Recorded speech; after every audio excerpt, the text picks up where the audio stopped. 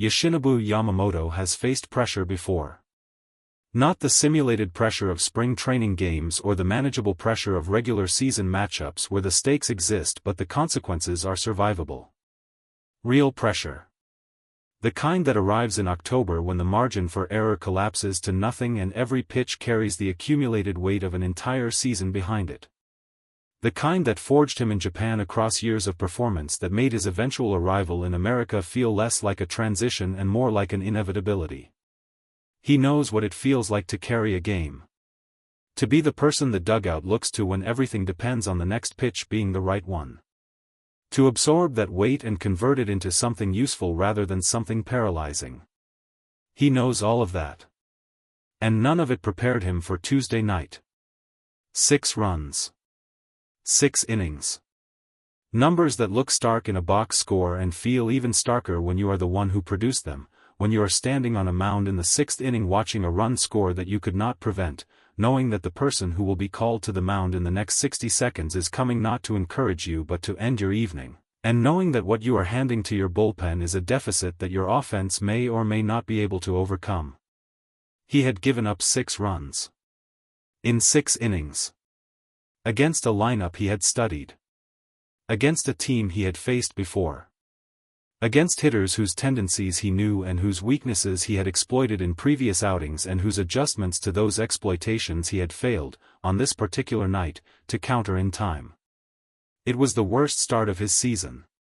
By every measure that matters, runs allowed, quality of contact, efficiency of pitch usage, the fundamental question of whether the pitcher controlled the game or the game controlled the pitcher, it was the night that Yoshinobu Yamamoto would least want anyone to remember. It was also the night that produced something nobody expected.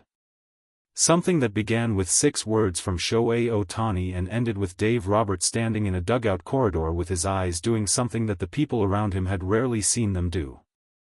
The 6th inning unraveled in the specific way that bad innings unravel for pitchers who are too good for what is happening to them to feel accidental.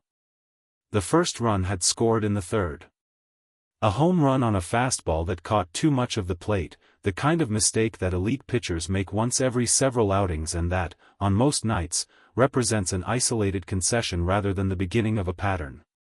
Yamamoto had responded to that home run the way he always responds to adversity, by going back to work, by narrowing his focus to the next batter, by refusing to allow one bad pitch to become the story of the evening.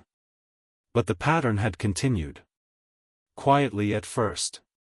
A walk that shouldn't have happened. A single on a pitch that his catcher had set up correctly and that Yamamoto had executed incorrectly by the smallest possible margin, a margin invisible to most observers but immediately apparent to anyone who understood the difference between where that pitch was supposed to go and where it actually went. By the 5th inning, the deficit was 4. By the time Roberts made his way to the mound in the 6th, slowly, with the particular deliberateness of a manager who is giving his pitcher every last second of dignity before making the call that neither of them wants to make, it was 6. Roberts didn't say much on the mound. He rarely does in these moments. He reached out and took the ball with the quiet, respectful directness of someone who has done this enough times to understand that efficiency is its own form of kindness. He said something in Yamamoto's ear that was too quiet for the microphones to capture. Yamamoto nodded once. And then he walked off the mound. What happened next is what nobody was prepared for. He didn't go to the dugout immediately. The normal choreography of a pitcher being removed, the walk from the mound, the descent of the dugout steps, the retreat to the bench or the tunnel depending on the pitcher's preference, did not occur. Yamamoto reached the dugout entrance and stopped. He stood there for a moment, facing the field, watching the reliever complete his warm-up tosses with the focused attention of someone who is not simply waiting but is doing something specific with the time. Then he turned around. And walked to where Ohtani was sitting. This is the moment that Roberts, watching from the top step of the dugout, described afterward as the moment that caught him completely off guard. Because Yamamoto approaching Ohtani after being taken out of a game, after his worst outing of the season, in the specific raw vulnerability of those first minutes after a difficult performance, was not something that fit the established patterns of how either man behaves in the dugout. Yamamoto is private with his difficulties. He processes them internally, visibly working through things within himself rather than reaching outward. Ohtani, for all the warmth that the people around him describe when speaking about the private version of him that the public rarely sees, does not typically insert himself into a teammate's difficult moment uninvited. He reads the room.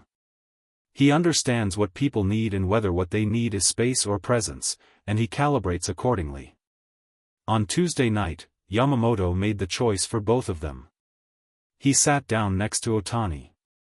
And he said, in Japanese, in the quiet of a dugout that was focused on the field rather than on the two men at the end of the bench, something that amounted to, I need to know what you saw.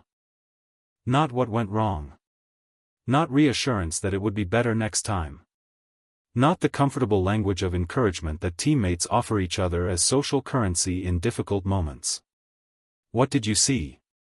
What Ohtani said in response is what Yamamoto revealed publicly for the first time, not in a formal press conference, not through a prepared statement, but in a conversation with a Japanese journalist whose relationship with both players goes back to their time in Japan, and whose account of the conversation carries the particular credibility of someone who had earned the trust that made it possible. Ohtani looked at Yamamoto for a moment before answering. Then he said, your release point moved in the third inning and you never found it again. 6 words. Technical. Precise. Delivered without softening or preamble or the cushioning language that most people instinctively apply when telling someone something difficult. Your release point moved in the third inning and you never found it again. Yamamoto sat with those words for a moment. Not because they surprised him, he had felt something shift, had been chasing the correction through the 4th and 5th innings without being able to identify precisely what he was chasing. But because hearing it stated that directly, with that clarity, from the person saying it, produced something different from what he had expected to feel. Not shame. Not the compounding of an already difficult evening into something heavier. Relief. The specific relief of a problem named. Of a cause identified. Of the difference between carrying a bad outing as a general failure and carrying it as a specific mechanical issue with a specific mechanical solution. He had not failed. He had lost his release point in the third inning and been unable to recover it. Those are different things. They feel different. They lead to different places. Ohtani had given him that distinction in 6 words. But the 6 words were not everything Ohtani said.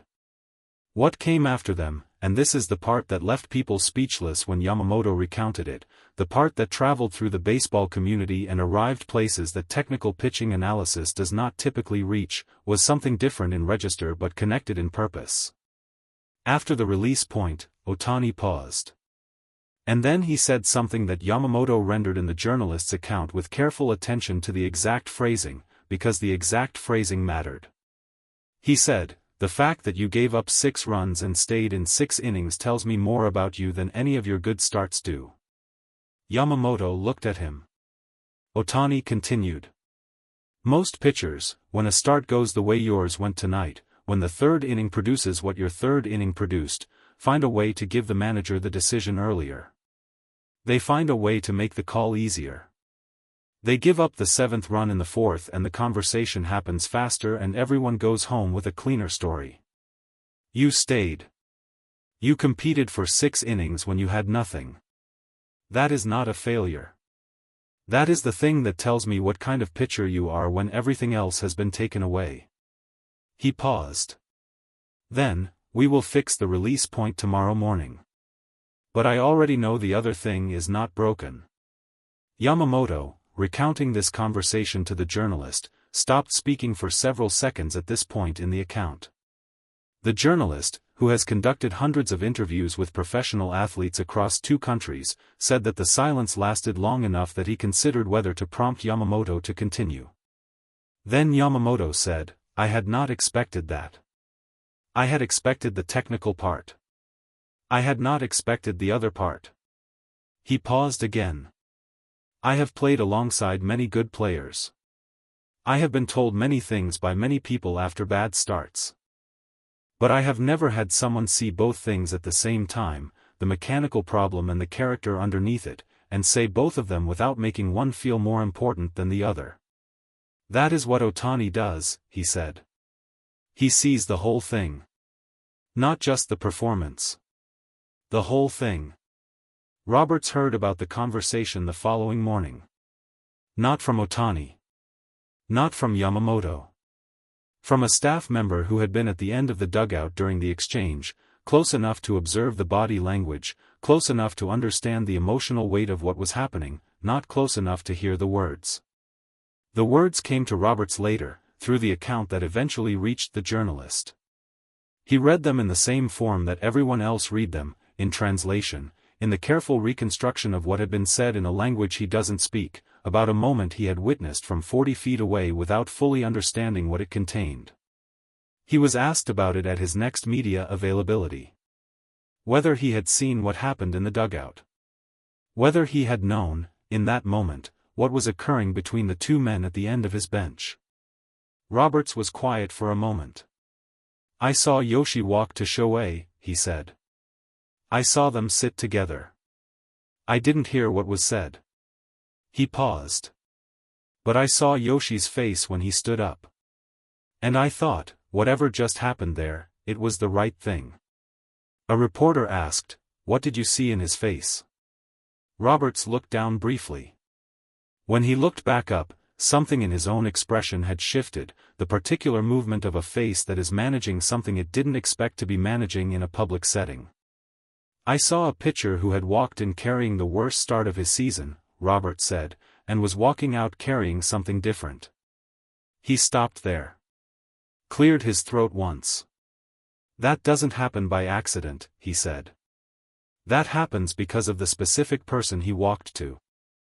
The room noticed what was happening in Roberts' eyes. Nobody mentioned it directly. But several reporters who were present described it afterward in their accounts of the press conference, the moment when Dave Roberts, who has managed baseball games at the highest level for a decade and has seen most of what this sport is capable of producing in a human being, sat in front of a room full of journalists and was visibly moved by a conversation he hadn't even heard. By what it had done to a young pitcher's face. By the person responsible for doing it. Yamamoto started his next game 5 days later.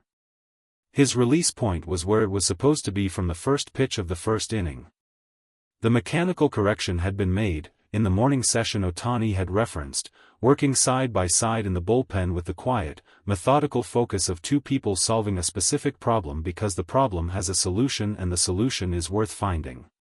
He pitched 7 innings. He allowed 1 run. He struck out 9. After the game, a reporter asked him if Tuesday night felt distant now. If the worst start of his season already seemed like something from a different chapter. Yamamoto thought about it for a moment. It doesn't feel distant, he said. I think about it. I think I will think about it for a long time. The reporter waited. But when I think about it now, Yamamoto continued, what I think about is not the 6 runs. What I think about is the end of the bench. And what was said there. He paused. That is a better thing to carry than 6 runs.